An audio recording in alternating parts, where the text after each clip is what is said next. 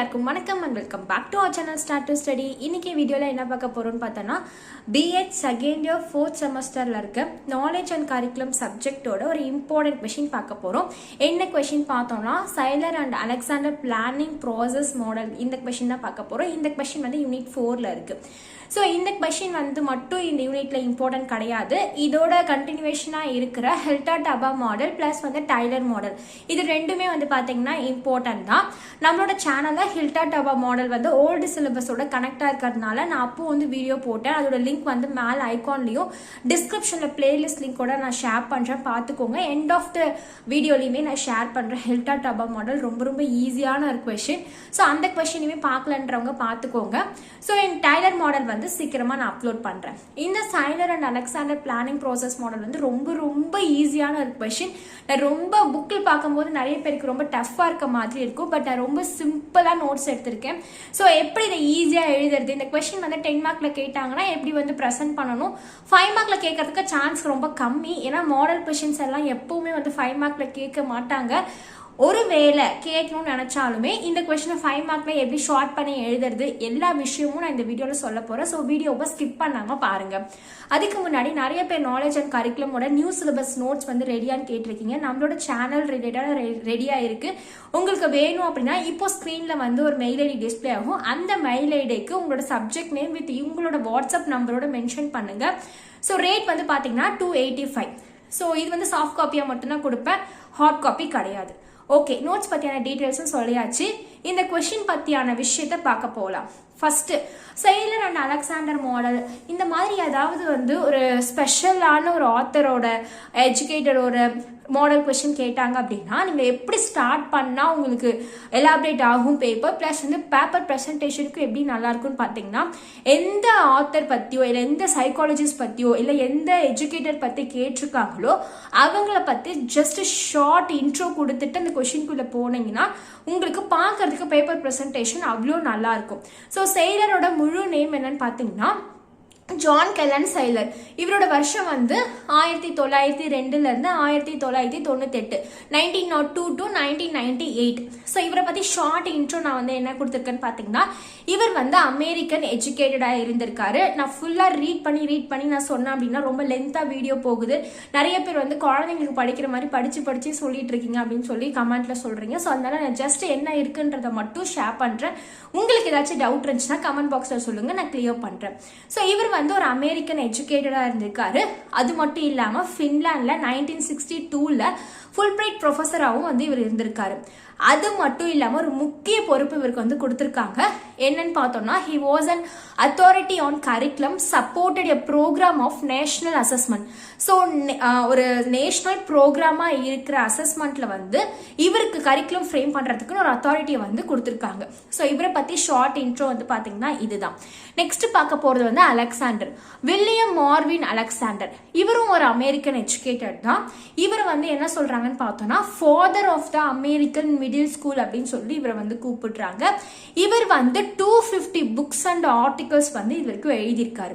So இவரை பத்தியான short இன்ட்ரோவும் just நான் 3 points தான் கொடுத்துருக்கேன். நீங்களாம் இவரை பத்தி எழுதணும், நிறைய எழுதணும், எங்களுக்கு ஒரு பேஜ்க்கோ இல்லை ஹாஃப் பேஜ்க்கோ எழுதணும்னு நினைச்சா கூட கூகுள்ல சர்ச் பண்ணீங்கன்னா இவர் எந்த வருஷம் பிறந்தாரு, என்னெல்லாம் படிச்சிருக்காரு, இது வரைக்கும் எஜுகேஷனுக்காக இவர் என்னெல்லாம் சாதிச்சிருக்காருன்ற நிறைய இன்ஃபர்மேஷன் இருக்கு. ஸோ நீங்க அதுல எதனாலுமே வந்து பிக் பண்ணி நீங்க நோட்ஸ் எடுத்து வச்சுட்டு கூட நீங்க ஹைலைட் பண்ணி எழுதலாம், தப்பு கிடையாது. மேம் இதெல்லாம் எழுதினாதான் மார்க் போடுவாங்களா அப்படின்னு கேட்டீங்கன்னா அப்படியெல்லாம் கிடையாது. பட் நமக்கு இந்த மாதிரி எழுதும் போது இவர் பத்தியான இன்ஃபர்மேஷன் நிறைய தெரிஞ்சுக்க முடியும். பிளஸ் வந்து இது ரிலேட்டடா எப்பயாவது 1 மார்க் நமக்கு கேட்டாங்கன்னா அப்போ அதை வந்து ஃபேஸ் பண்றதுக்குமே ஈஸியா இருக்கும். ஸோ அதனால என்னோட எல்லா நோட்ஸ்லயும் பார்த்தோம்னா என்னுடைய ஃபர்ஸ்ட் செமஸ்டர்ல இருந்து நோட்ஸ் பாத்தீங்க அப்படின்னா ஏதாவது ஆத்தர் ரிலேட்டடா क्वेश्चन கேட்டாலே அவரை பத்தியான ஷார்ட் இன்ட்ரோட தான் நான் எப்பவுமே ஸ்டார்ட் பண்ணுவேன். பேப்பர் ப்ரெசன்டேஷன் வீடியோலையுமே நான் நிறைய இடத்துல சொல்லியிருப்பேன். அந்த மாதிரி எழுதுறப்போ உங்களுக்கே வந்து பார்த்தீங்கன்னா பார்க்கறதுக்கு ஒரு கண்டினியூவேஷனாக இருக்க மாதிரி இருக்கும். பேப்பர் ப்ரெசன்டேஷன் பார்க்கறதுக்கு ரொம்ப நல்லா இருக்கும். அதனாலுமே எப்பவுமே எந்த ஆத்தர் கேட்டாலுமே இந்த மாதிரி ஷார்ட் இன்ட்ரோ கொடுத்து எழுதுறதுக்கு பழகிக்கோங்க. நெக்ஸ்ட் நம்ம क्वेश्चनக்குள்ள போகலாம். இப்போ நம்மள கேட்டிருக்க அந்த பிளானிங் ப்ராசஸ் மாடல் இவங்களை பொறுத்த வரைக்கும் வந்து பாத்தீங்கன்னா ஒரு 4 ப்ராசஸா வந்து வச்சிருக்காங்க. என்னென்னன்றத பார்த்தலாம். ஃபர்ஸ்ட் வந்து கோல்ஸ், அப்ஜெக்டிவ், டொமைன்ஸ். நம்ம என்ன ஒரு ப்ராசஸை ஸ்டார்ட் பண்ண போனாலுமே அதுக்கான கோலை ஃபிக்ஸ் பண்ணுவோம். நம்ம எதுக்கு வந்து அந்த வேலையை செய்யறோன்றதுக்கான நோக்கம் கண்டிப்பா இருக்கணும். அப்ஜெக்டிவ்ஸ் வந்து நம்ம கண்டிப்பா ஃப்ரேம் பண்ணணும். நீங்க லெசன் பிளான்லாம் எழுத போறீங்க அப்படின்னா நீங்க 30+30 60 லெசன் பிளானுக்குமே ஃபர்ஸ்ட் லெசன் பிளானோட ஸ்டார்டிங் என்னன்னு பாத்தீங்கன்னா அப்ஜெக்டிவ்ஸ் தான் எழுதுவீங்க. என்ன இந்த லெசன் பிளான்ல நான் சொல்ல வரேன், இந்த லெசன் பிளான்ல நான் என்னெல்லாம் நடத்தி இருக்கேன்றதை தான் நீங்க ஃபர்ஸ்ட் அப்ஜெக்டிவ்ஸாவே எழுதுவீங்க. அப்போ இன்னொரு ப்ராசஸ் ஸ்டார்ட் பண்ணாலுமே சரி, இன்னொரு பிளான் பண்றதா இருந்தாலுமே அதோட அப்ஜெக்டிவ்ஸ் நமக்கு கிளியரா இருக்கணும். பிளஸ் வந்து நம்ம அதை டிசைன் பண்ணணும். நம்ம ப்ராசஸ் வந்து பண்ணும்போது நமக்கு ஒரு கிளியர் ஐடியா வந்து நோக்கம் அப்ஜெக்டிவ்ஸ்லேயே கிடைச்சிருச்சு அப்படின்னா நம்மளோட டிசைனிங் ப்ராசஸ் வந்து ஈஸியாக இருக்கும். டிசைனிங் பண்ணி முடிச்சதுக்கு அப்புறமேட்டுக்கா இம்ப்ளிமெண்டேஷன் பண்ணலாம், இல்லை எவாலுவேஷன் பண்ணிட்டு அதுக்கப்புறமா இம்ப்ளிமெண்டேஷனும் பண்ணலாம். எவாலுவேஷன்ன்றது கடைசியாக தானே மேம் பண்ணுவாங்க அப்படின்னு கேட்டிங்கன்னா எல்லா ப்ராசஸும் முடிச்சுட்டு எவாலுவேஷன் பண்ணுறதும் இருக்கு.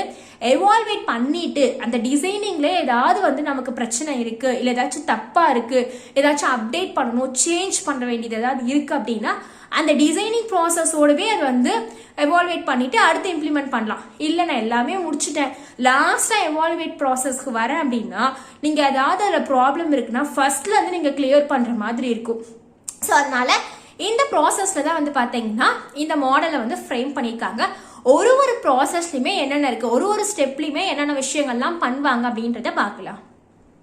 ஃபர்ஸ்ட் ஸ்டெப்பா இருக்கிற கோல்ஸ், அப்ஜெக்டிவ்ஸ் அண்ட் டொமைன். நம்மளோட மாடல் வந்து ஃபர்ஸ்ட் என்ன பண்ணணும்னு பார்த்தீங்கன்னா யார் கரிக்குலம் பிளான் பண்றாங்களோ இல்லை யார் கரிக்குலம் வந்து டிசைன் பண்ண போறாங்களோ அவங்க என்ன பண்ணணும்னா அதுக்கான எஜுகேஷனல் கோல்ஸை வந்து ஸ்பெசிஃபை பண்ணணும். இது எதுக்காக நம்ம பண்றோம், இது இந்த நோக்கத்துக்காக தான் இந்த பிளான் பண்றோம், இல்லை இதை மைண்ட்ல வச்சுட்டு தான் நான் இந்த ப்ராசஸை ஸ்டார்ட் பண்றேன்ற மாதிரி கண்டிப்பா எஜுகேஷனல் கோல்ஸை ஃபிக்ஸ் பண்ணணும். அதோட அப்ஜெக்டிவ்ஸை நமக்கு கிளியரா வந்து சொல்லணும். ஈச் மேஜர் கோல் ரிப்ரசன்ட், ஒவ்வொரு மேஜர் கோலுக்குமே வந்து பாத்தீங்கன்னா கரிக்குலம் டொமைன் அப்படின்னு சொல்லிட்டு இருக்கும். அதுல 4 மேஜர் கோல்ஸ் இருக்கும். என்னென்னு பார்த்தோம்னா personal development, human relation, continued learning skills, so specialization. So இது 4மே வந்து பார்த்தீங்கன்னா ஒவ்வொரு மேஜர் கோல்லையுமே நீங்கள் ஃபிக்ஸ் பண்ணுற ஒரு கோலாக இருந்தாலுமே அந்த ஒரு கோலுக்குமே இந்த 4 டொமைன்ஸை வந்து பேஸ் பண்ணியோ இல்லை இந்த 4 டொமைன்ஸுமே ஒரு கோலுக்குள்ளேயும் இருக்கும். அது என்ன நம்ம ஒரு கோல் பார்த்தீங்கன்னா இப்போ வாங்க அடுத்தடுத்து கண்டினியூஷனாக பார்க்கும்போது உங்களுக்கு இன்னும் கிளியராக புரியும். Once the goal, objectives and domains have been established, planners move into the process of designing the curriculum. நம்ம வந்து இப்போ ஒரு ப்ராசஸ் ஸ்டார்ட் பண்ண போறோம். ஃபார் எக்ஸாம்பிள் நான் இந்த வருஷத்துக்கான கரிக்குலம் ஃப்ரேம் பண்ண போறேன், நான் ஃப்ரேம் பண்ண போறேன்னு வச்சுக்கோங்க. இப்போ ஸ்டார்ட் டு ஸ்டடியில் சேனல் இருக்க நான் ஃப்ரேம் பண்ண போறேன் அப்படின்னா நான் என்ன பண்ணுவேன்னா இந்த சப்ஜெக்ட்டுக்கு கரிக்குலம் ஃப்ரேம் பண்ண போறேன், இல்லைன்னா இந்த இயருக்கான கரிக்குலம் ஃப்ரேம் பண்ண போறேன் அப்படின்னா நான் என் மைண்ட்ல என்னென்னலாம் இருக்குன்னா நம்ம என்னென்னலாம் இதுல ஃப்ரேம் பண்ண போறோம் அப்படின்ற மாதிரி ஜஸ்ட் ஒரு மைண்ட் மேப் தான் என் மைண்ட்ல கண்டிப்பா இருக்கும். அதுக்குன்னு ஒரு ஃப்ரேம் ஒர்க் வந்து நான் கண்டிப்பா ஸ்ட்ரக்சரை வந்து ஃப்ரேம் பண்ணுவேன். ஃப்ரேம் பண்ணி அதில் என்னென்ன ஸ்டெப்ஸ்லாம் இருக்கோ ஒரு ஸ்டெப்பாக நான் ஃபாலோ பண்ணுவேன். ஏன்னா நமக்கு டயலாக்கே நிறைய இடத்துல பார்த்துருப்பீங்க, என்ன பண்ணனாலுமே பிளான் பண்ணி பண்ணுங்கன்னு சொல்லுவாங்க. ஸோ அதே தான் இந்த இடத்துலையுமே வந்து யூஸ் பண்ணுறோம். யார் கரிக்குலம் பிளான் பண்ணுறவங்களா இருந்தாலுமே என்ன பண்ண போறோம், அந்த கரிக்குலம்ல நான் என்னெல்லாம் வைக்க போறேன், எதெல்லாம் வந்து ஷார்ட் லிஸ்ட்ல வைக்க போறேன், எதெல்லாம் கண்டிப்பா வைக்க போறேன், எதெல்லாம் வந்து நான் டெலீட் பண்ண போறேன், அப்டேட் பண்ண போறேன்ற மாதிரியான விஷயங்களை வந்து நம்ம பிளான் பண்றவங்க யோசிச்சு வச்சிருக்கணும். ஒன்ஸ் நீங்க அந்த கோலை ஃபிக்ஸ் பண்ணிட்டீங்க, அப்ஜெக்டிவ்ஸ் எல்லாம் நீங்க ஃபிக்ஸ் பண்ணிட்டீங்க அப்படின்னா பிளான் பண்றவங்க நெக்ஸ்ட் ப்ராசஸா இருக்க டிசைனிங் ப்ராசஸ்க்கு போயிடுவாங்க. நான் இதெல்லாம் தான் என் மைண்ட்ல வச்சிருக்கேன் அப்படின்னு தெரிஞ்சிருச்சுன்னா நான் அடுத்த ப்ராசஸா இருக்க டிசைனிங்க்கு போயிடுவேன். Her decision is made on the appropriate learning opportunities for each domain and how and when this opportunity will be provided. Next என்ன பண்ணுவோம்னு பார்த்தீங்கன்னா ஒரு டொமைனுமே என்னென்ன இடத்துக்கு தேவையோ அந்த இடத்துல கரெக்டாக எடுத்துகிட்டு போய் வைக்கணும். இப்போ யூனிட் 1ல நான் இதை வைக்க போகிறேன், யூனிட் 2ல இதை நான் கண்டினியூஷனாக கொடுக்க போகிறேன், யூனிட் 10 வரைக்கும் நான் இந்த கரிக்குலமில் ஃப்ரேம் பண்ண போகிறேன் அப்படின்ற மாதிரி இருந்துச்சுன்னா அதை கரெக்டான டிசிஷனோட நம்ம வந்து ப்ரொவைட் பண்ணணும். ஏதோ எடுத்தோம் நம்மளால வேலை செய்யணும்னு சொல்லிட்டாங்களே அதுக்காக கடமைக்கு செஞ்சோம் அப்படின்ற மாதிரியான ப்ராசஸ் செய்யவே கூடாது. ஃபார் எக்ஸாம்பிள் ஷார்ட்டா சொல்லணும்னா உங்களுக்கு இந்த கரிக்குலம் சிலபஸ்னா ரொம்ப வந்து கன்ஃபியூஸ் ஆகிற மாதிரி இருக்கலாம். நீங்க ஷார்ட்டா உங்களுக்கு சொல்லணும் அப்படின்னா நீங்க வந்து ஒரு டைலர் ஷாப்புக்கு போறீங்க, ஒரு ட்ரெஸ் ஸ்டிச் பண்றதுக்கு ஒரு டைலர் ஷாப் போறீங்க. என்ன மாடல் வேணும்ன்றதை உங்க மைண்ட்ல வந்து நீங்க வச்சிருப்பீங்க. அதை வந்து எப்படியாவது என்ன பண்ணுவீங்கன்னு பாத்தீங்கன்னா உங்க டைலர் கிட்ட வந்து புரிய வச்சுட்டீங்க. புரிஞ்சிருச்சு உங்க டைலருக்கு அப்படின்னா அவங்க நெக்ஸ்ட் என்ன பண்ணுவாங்கன்னா டிசைன் பண்ற ப்ராசஸ்க்கு போவாங்க. இங்கேயும் அதே மாதிரிதான். ஒரு மெட்டீரியல் நீங்க எடுத்துட்டு போய் கொடுக்குறீங்க, உங்க டைலர் என்ன பண்றாரு, டிசைன் பண்ண போறவர், பிளான் பண்ண போறவர் என்ன பண்றாருன்னு பாத்தீங்கன்னா, நான் இந்த டிசைன் தான் போட போறேன், இதுக்கு இவ்வளோ அமௌண்ட் ஆகும், இந்த மெட்டீரியல் ஆகும்ன்ற மாதிரி எல்லா விஷயத்தையும் உங்ககிட்ட கிளியரா சொல்றாரு. நீங்க ஓகே சொல்றீங்க. அதுக்கப்புறம் அவர் என்ன பண்றாரு பாத்தீங்கன்னா டிசைன் பண்ண ஸ்டார்ட் பண்றாரு. ஸோ அதே சேம் ப்ராசஸ் தான் இந்த இடத்துலயுமே பண்றாங்க. நெக்ஸ்ட் ப்ராசஸ் வந்து டிசைனிங் கரிக்குலம். கரிக்குலம் டிசைன் பண்ணும்போது என்னென்ன விஷயங்கள்லாம் பார்ப்பாங்கன்னு பார்த்தீங்கன்னா, make a clear visualization, select a suitable content, organize learning opportunities, try in a particular domain. Each teacher design their own instructional plan based off the design curriculum. Last and evaluate and edit if needed. ஃபர்ஸ்ட்ல இருந்து என்ன பண்ணுவாங்கன்னு பாத்தீங்கன்னா, ஒரு clear ஐடியாவை வந்து map மாதிரி போட்டு வச்சுக்கிறாங்கன்னு வச்சுக்கோங்க. செகண்ட் வந்து அதுக்கான சூட்டபிள் கண்டென்ட் வந்து ரெடி பண்றாங்க. அதுக்கப்புறம் அதை ஆர்கனைஸ் பண்றாங்க. என்னென்ன விஷயங்கள்லாம் இருக்கும், நம்ம அங்கங்க வச்சிருக்கிற விஷயத்தெல்லாம் ஒரு ஆர்கனைஸ்டா, இப்போ நான் வந்து இந்த நோட்ஸ் எடுத்துக்கிட்டேன்னு வச்சுக்கோங்களேன். இதை ரெடி பண்ணும்போது நான் என்ன பண்ணுவேன்னு பாத்தீங்கன்னா, எடுத்த உடனே நோட்ல எடுத்து எழுத முடியாது. ஸோ நான் 2 புக்கை வந்து ரெஃபர் பண்றேன்னா 2 புக்ல இருக்கிறது பிளஸ் நெட்ல இருக்கிறது எல்லாமே ஷார்ட்டா நான் வந்து என்ன பண்ணிப்பேன்னு பாத்தீங்கன்னா, ஒரு பெரிய நோட் பேட்ல வந்து நோட் பண்ணி வச்சிருப்பேன். எதை ஃபர்ஸ்ட் எழுதணும், எதை செகண்ட் எழுதணும், எதை தேர்ட் எழுதணும்னு சொல்லிட்டு. ஸோ அந்த ஆர்டர் படி தான் நான் இந்த நோட்ஸையும் வந்து எடுக்க முடியும். ஏன்னா அப்பப்போ ஒரு இன்ஃபர்மேஷன் நமக்கு வந்து கிடைக்கும். ஸோ எல்லாத்தையும் நான் கண்ட இடத்துல எழுத முடியாது. ஸோ அதெல்லாம் ஆர்கனைஸ் பண்றது. அதுக்கப்புறம் என்ன பண்ணுவாங்கன்னு பாத்தீங்கன்னா, ஒவ்வொரு டீச்சருமே each teacher design their own instructional plan. ஒவ்வொரு டீச்சருக்குமே வந்து பாத்தீங்கன்னா டிசைன் பண்ண கரிக்குலம்ல ஒரு பிளான் வந்து இருக்கும். லாஸ்டா என்ன இருக்குன்னு பாத்தீங்கன்னா எவால்வேட் பண்ணுவாங்க. இப்ப நம்ம டிசைன் பண்ண இந்த கரிக்குலம்ல ஏதாவது சேஞ்சஸ் இருக்கா, ஏதாவது எடிஷன் இருக்கா, இஃப் நீடட் தேவைப்பட்டா அதை எடிட் பண்ணுவாங்க. ஸோ இப்படிதான் வந்து ஒரு கரிக்குலமா டிசைன் பண்ணுவாங்க. நெக்ஸ்ட் வந்து இம்ப்ளிமெண்டேஷன் ப்ராசஸ்ல என்ன நடக்கும் அப்படின்னு பார்த்தோம்னா, implementation is based on the design of the curriculum plan, decision as to the instructional models made by the teachers. So implementation அப்படின்றது வந்து பாத்தீங்கன்னா கரிக்குலம் பிளான் பண்ணதை பேஸ் பண்ணி தான் இருக்கும். ஸோ அவங்க எப்படி டிசைன் பண்ணியிருக்காங்க, அவங்க என்ன மாதிரியான டிசிஷன் வச்சிருக்காங்க அதை இம்ப்ளிமெண்ட் பண்றதுக்கு, ஸோ இதெல்லாம் பேஸ் பண்ணி அதை மேக் பண்ணவங்களோட ஒப்பீனியன்லாம் கேட்டு தான் இம்ப்ளிமெண்ட் பண்ணுவாங்க. So after specification of instructional objectives, teachers would select relevant teaching strategies to achieve desired learning outcomes among teachers. நம்ம வந்து என்ன பண்ணோம்னு பாத்தீங்கன்னா, எல்லா ப்ராசஸும் முடிச்சிட்டோம், இம்ப்ளிமெண்டேஷனுக்கு வந்துட்டோம், இம்ப்ளிமெண்ட்டும் பண்றோம் அப்படின்னா அதுக்கு நம்ம என்ன செய்யணும்னு பாத்தீங்கன்னா, என்னென்ன விஷயங்கள்லாம் ஆர்கனைஸ் பண்ணி வச்சிருக்கோமோ இது எல்லாம் ரெலவெண்டா இருக்கா, இது ஒன்னுத்துக்கு ஒண்ணு கரெக்டா இருக்கா. ஏன்னா எப்பவுமே நம்ம ஒரு நோட்ஸ் ரெடி பண்றோம், இல்ல ஒரு வீடியோ எடுக்கிறோம் போதே நமக்கு வந்து இதெல்லாம் கரெக்டா இருக்கா, நம்ம சொல்ற பாயிண்ட்ஸ் எல்லாம் கரெக்டான்னு சொல்லி பார்ப்போம். அப்படி இருக்கும்போது ஒரு கரிக்குலமே ஃப்ரேம் பண்றப்போ அதோட நோக்கங்கள்லாம் கரெக்டா இருக்கா, நம்ம இந்த இடத்துல இதை வச்சிருக்கிறது கரெக்டா இருக்கா, இதுக்கான ஒரு அப்ஜெக்டிவ்ஸ் நம்ம கொடுத்துருக்கிறது கரெக்டா இருக்கா, இப்போ நம்ம கொடுத்துருக்கிற இந்த அவுட்கம் வந்து ஸ்டூடெண்ட்ஸ்க்கு கரெக்டா இருக்குமா, எல்லாத்தையுமே நம்ம என்ன பண்ணணும்னு பாத்தீங்கன்னா இம்ப்ளிமெண்ட் ப்ராசஸ்ல செக் பண்ணணும். Once the curriculum is prepared for a course of study, ஒரு தடவை கரிக்குலம் ப்ரிப்பேர் பண்ணிட்டோம் அப்படின்னா நெக்ஸ்ட் என்ன பண்ணுவாங்கன்னா, next step is to implement it is an operational term. Next என்ன பண்ணுவாங்கன்னு பாத்தீங்கன்னா, ஒன்ஸ் கரிக்குலம்ல எல்லாத்தையும் செக் பண்ணிட்டாங்க, எல்லாமே கரெக்டா இருக்கு, எதுவுமே எடிட் பண்ற வேலை இல்லை அப்படின்னா நெக்ஸ்ட் வந்து அதை இம்ப்ளிமெண்ட் ப்ராசஸ்ல இறக்கிடுவாங்க. So implementation of the curriculum is known as the curriculum transaction சொல்லுவாங்க. நம்ம கரிக்குலமா இம்ப்ளிமெண்டேஷன் ப்ராசஸ் பண்றோம்ல, ஸோ அதை வந்து கரிக்குலம் டிரான்சாக்ஷன் சொல்லிட்டு அதோட நேமை வந்து கூப்பிடுவாங்க. ஸோ லாஸ்ட் ப்ராசஸா இருக்க எவாலுவேஷன். எவாலுவேஷன்ல என்னெல்லாம் பண்ணுவாங்க அப்படின்னு பார்த்தோம்னா, நிறைய ப்ராசஸ் வந்து நடக்கும், நிறைய விஷயங்கள் வந்து பண்ணுவாங்க. ஸோ ஓவராலா அதோட ப்ரோக்ராம் வந்து கரெக்டா இருக்கான்னு செக் பண்ணுவாங்க.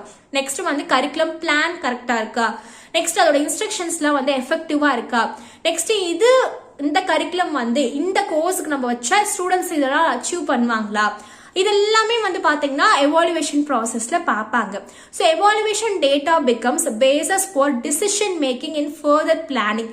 நம்ம இதை மெயினா எவாலுவேஷன் எதுக்கு பண்றோம்னு பாத்தீங்கன்னா, ஒரு டிசிஷன் மேக்கிங்க்கு வரது. இப்போ நான் வந்து பாத்தீங்கன்னா வீடியோ எடுத்து முடிச்சுட்டேன் ஆகட்டும், இல்ல நோட்ஸ் எடுத்து முடிச்சுட்டா நான் ஒரு தடவை ரிவைஸ் பண்ணி பார்ப்பேன், இதுல இருக்க பாயிண்ட்ஸ் எல்லாம் கரெக்டா இருக்கா. ஏன் அப்படின்னா இதுல ஏதாச்சும் சேஞ்சஸ் இருக்கு அப்படின்னா அந்த சேஞ்சஸை நம்ம அப்ப கரெக்ட் பண்ணிக்கிறதுக்காக. ஸோ அதே தான் இங்கேயும் எவாலுவேஷன் பண்றது எதுக்காகன்னு பாத்தீங்கன்னா, ஃபர்தரா நம்ம அடுத்து பிளான் பண்ண போய் ஏதாவது சேஞ்சஸ் இருக்கு அப்படின்னா அந்த சேஞ்ச் பண்றதுக்காக நம்ம வந்து எவாலுவேட் பண்றோம். இல்ல நான் மட்டும் ஒர்க் பண்ணிட்டே இருக்கேன், நான் வந்து ஃபுல் கரிக்குலமே முடிச்சுட்டேன், இம்ப்ளிமெண்ட் பண்ணி முடிச்சுட்டேன், அதை பப்ளிஷும் பண்ணியாச்சு. எல்லாம் பண்ணி முடிச்சதுக்கு அப்புறமா சேஞ்சஸ் இருக்கு அப்படின்னா அது ரொம்ப பெரிய இஷ்யூ ஆகும். ஸோ அதனால நான் ஃபர்ஸ்டே அதை கரெக்ட் பண்ணிட்டேன் அப்படின்னா இதுக்கப்புறம் பண்ண போற அடுத்த ஸ்டெப்ல நான் வந்து அந்த சேஞ்சஸ் ஏதாவது இருந்துச்சுன்னா கரெக்ட் பண்றதுக்கு ஈஸியா இருக்குமேன்றதுக்காக தான் எவாலுவேஷன் பண்றோம். ஸோ இப்படிதான் வந்து பாத்தீங்கன்னா உங்களுக்கு பிளானிங் ப்ராசஸோட மாடல் வந்து இருக்கும் அப்படின்னு இவங்க 2 பேரோட மாடல்ஸை வந்து ஷேர் பண்ணியிருக்காங்க. ஸோ இதே ஹில்டா டாபா வந்து பாத்தீங்கன்னா அவங்க ஒரு விதமா வந்து ஷேர் பண்ணியிருப்பாங்க எப்படி வந்து ஒரு கரிக்குலம் பிளான் பண்ணுவாங்கன்னு சொல்லிட்டு. டைலர் மாடல் பாத்தீங்கன்னா அவர் ஒரு விதமா வந்து ஷேர் பண்ணியிருப்பாரு. ஸோ ஒவ்வொரு மாடல்லையுமே ஒவ்வொரு ஆத்தர் வந்து பாத்தீங்கன்னா அவங்க ஸ்டேஜஸ்ல இந்த 4 ப்ராசஸ் தான் திருப்பி இந்த 3 பேருமே பண்ணிட்டு இருப்பாங்க. டைலரா இருக்கட்டும், ஹெல்டா டாபா இருக்கட்டும், இந்த சைலர் அண்ட் அலெக்சாண்டரா இருக்கட்டும், இவங்க 3 பேரும் வந்து பாத்தீங்கன்னா இந்த 4 ஸ்டெப் தான் பண்ணுவாங்க. ஆனா இந்த 4 ஸ்டெப்பை டிஃப்ரெண்ட் ப்ராசஸ்ல வந்து அவங்க ஒர்க் அவுட் பண்ணுவாங்க. ஸோ அதுதான் என்னென்னன்றதா அவங்களுக்கு சிலபஸ்ல கொடுத்துருக்காங்க. ஸோ இந்த கொஸ்டின் வந்து உங்களுக்கு ஈஸியா புரிஞ்சிருக்கும்னு நினைக்கிறேன். இதை விட ஈஸி பாயிண்ட் போட்டு எப்படி எனக்கு டீச் பண்றதுன்னு தெரியல. ஸோ இந்த வீடியோ உங்களுக்கு பிடிச்சிருந்துச்சுன்னா லைக் பண்ணுங்க, ஷேர் பண்ணுங்க. இன்னும் நிறைய பேர் இம்பார்ட்டன்ட் கொஸ்டின்ஸ் தான் கேட்டிருக்கீங்க. அதுக்கப்புறம் கரிக்குலம் இம்ப்ளிமெண்டேஷன் மாடல் கொஸ்டின் கூட கேட்டிருக்கீங்க. சீக்கிரமா இதோட இம்ப்ளிமெண்டேஷன் கொஸ்டினா இருக்கட்டும் இல்ல இதோட இம்பார்ட்டன்ட் கொஸ்டின்ஸா இருக்கட்டும் எல்லாமே நான் ஷேர் பண்றேன். நாலேஜ் அண்ட் கரிக்குலமோட இம்பார்ட்டன்ட் 10 மார்க் கொஸ்டின்ஸ் என்னென்னன்றதை நான் ஷேர் பண்ணிக்கிறேன். பார்க்காதவங்க டிஸ்கிரிப்ஷன்ல பிளேலிஸ்ட் லிங்க் கொடுக்குறேன். மேல ஐகான்லயும் நான் லிங்க் ஷேர் பண்றேன், பார்த்துக்கோங்க. நோட்ஸ் வேணும்னா மறக்காம மெயில் ஐடிக்கு உங்களோட சப்ஜெக்ட் நேம் வித் வாட்ஸ்அப் நம்பரோட வந்து மெசேஜ் பண்ணுங்க. இந்த வீடியோ உங்களுக்கு பிடிச்சிருக்கு அப்படின்னு உங்களுக்கு தோணுச்சுன்னா சேனலுக்கு சப்போர்ட் பண்ணணும்னு நினைச்சீங்கன்னா சேனலை சப்ஸ்கிரைப் பண்ணி பக்கத்தில் இருக்க பெல் ஐக்கானை கிளிக் பண்ணிக்கோங்க. தேங்க்ஸ் ஃபார் வாட்சிங் எ வீடியோ.